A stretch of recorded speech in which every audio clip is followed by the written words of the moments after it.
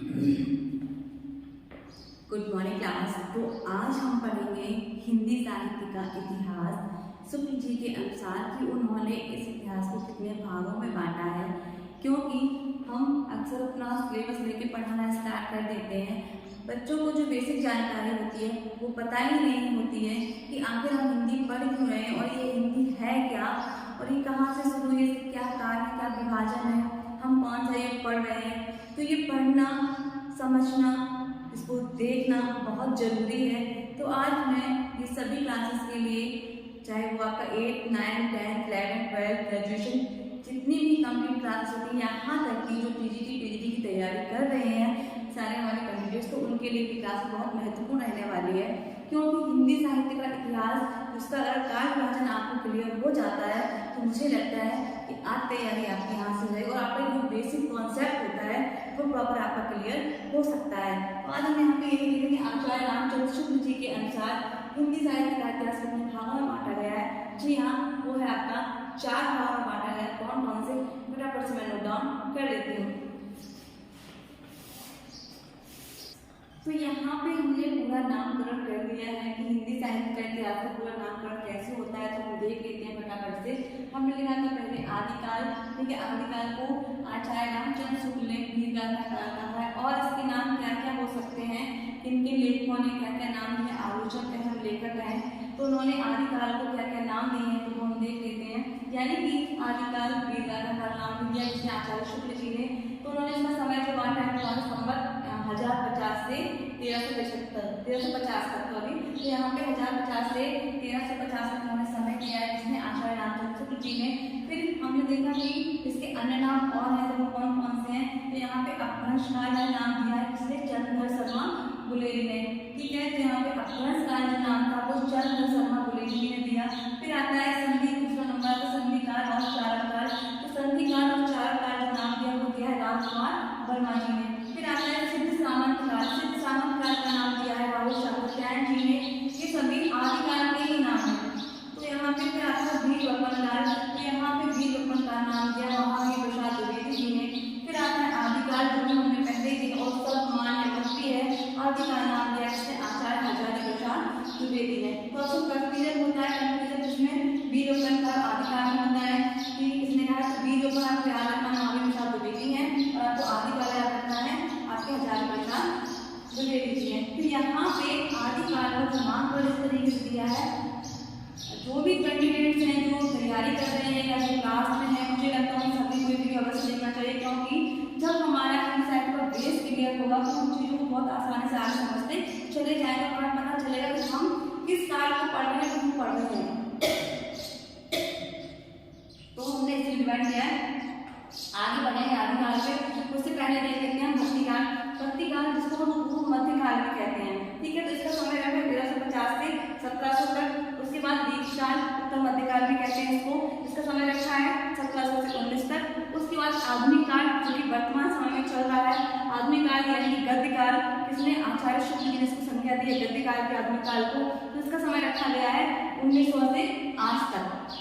तो यहाँ फिर एक बार देख लीजिए, आदिकाल, मध्यकाल, वेदिकाल, आधुनिक काल, ठीक है। कभी कभी पूछ लेते हैं पूर्व मध्यकाल का समय बताइए। यदि आपको पता होगा कि पूर्व मध्यकाल आपका भक्तिकाल में कहा जाता है तो आपको चीजें अच्छे से क्लियर हो जाएंगी।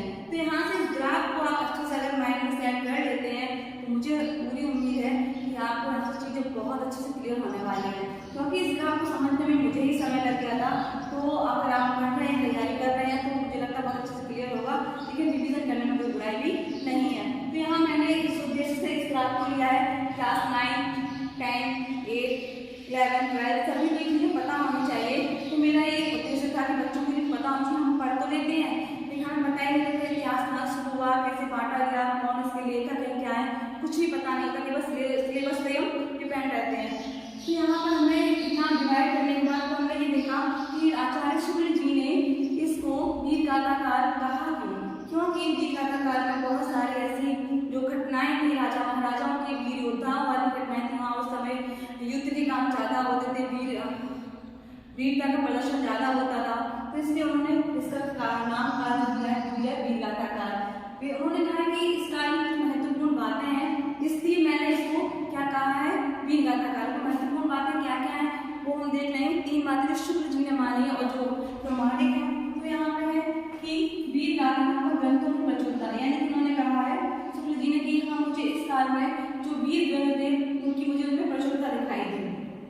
फिर दूसरा उन्होंने कहा जैनों ने जो अपने समय में रचनाएं की थी, अपने समय जो रचनाएं लिखी थी, तो जैनों ने प्राचीन ग्रंथों को धार्मिक साहित्य और जो और कोटि में रचनाएं थी उनको साहित्यिक ना मानकर क्या धार्मिक ही माना है।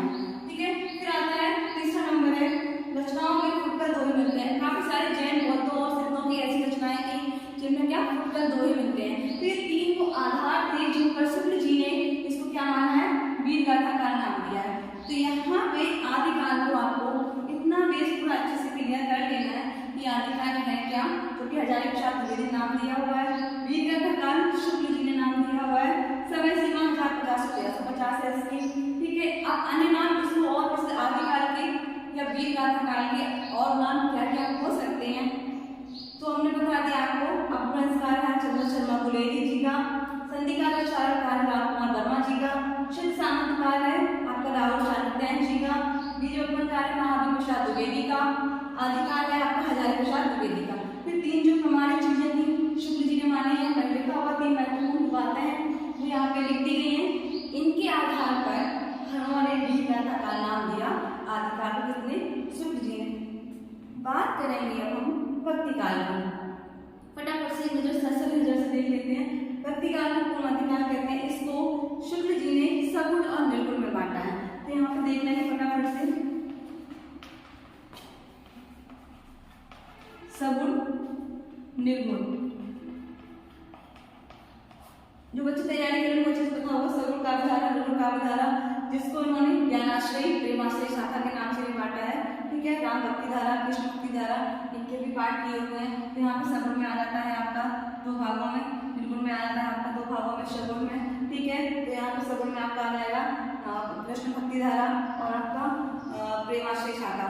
ठीक है, राम भक्ति धारा, राम भक्ति, कृष्ण भक्ति। तो यहाँ पे सबसे पहले भक्ति काल में जो सगुण और निर्गुण है, शुक्ल जी ने 2 भागों में बांटा है। सगुण को रखा है सूरदास जी को, आगे हम इसको और डिस्कस करेंगे, पहले ही देख लेते हैं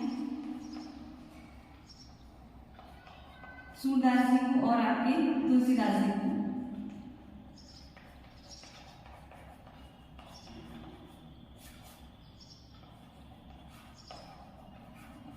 तो यहाँ पे सगुण में 2 ही महत्वपूर्ण है इसके, वो सूरदास जी और तुलसीदास जी, क्योंकि सूरदास जी ने यहाँ पे वो सगुण रूप राधा कृष्ण को बाल लीला मानकर उनका बाल लीलाओं का वर्णन किया है। सगुण का मतलब होता है जो साकार हो, जो हमें दिखाई पड़े, वो क्या है, सगुण है। निर्गुण का मतलब है जो हमें दिखाई और हम उसको मान रहे हो, जैसे परमात्मा लोग कहते हैं तो परमात्मा कोई रूप नहीं, कोई आकार नहीं, हम जानते नहीं है, तो उसको हम कहते हैं सगुण। ठीक है, तो यहाँ पर सगुण में देखेंगे हम, निर्गुण में देखेंगे कोई रूप नहीं, कोई आकार नहीं, सगुण में कोई रूप, यानी कि राम का भी रूप था, कृष्ण भी अवतार लिया था। तो इस तरह से यहाँ पे सगुण निर्गुण, यहाँ पे निर्गुण में आप देखेंगे आपको कौन कौन से याद आते हैं, तो यहाँ पे आपके कबीरदास जी,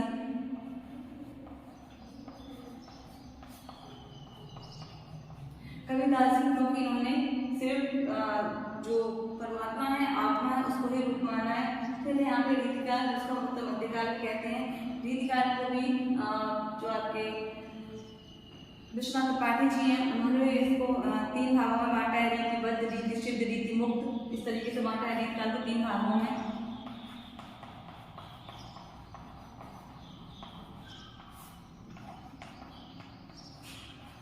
रीति सिद्ध, रीतिबद्ध और आपका रीति मुक्त। ठीक है, तो रीति सिद्ध सबसे जो प्रसिद्ध कवि आते हैं वो आपके बिहारी जी, कवि और भी हैं। रीतिबद्ध, रीति मुक्त क्या है वो आप मुझे बताइएगा। फिर आपका आपने काल सभी जानते हैं, आपने कला को 6 भागों में बांटा गया है। शुरुआत कहाँ से होती है, भारतेंद्र युग, ठीक है, द्विवेदी युग, छायावाद, प्रगतिवाद, प्रयोगवाद, नई कविता, इस तरीके से आधुनिक काल में सब में बांटा गया है।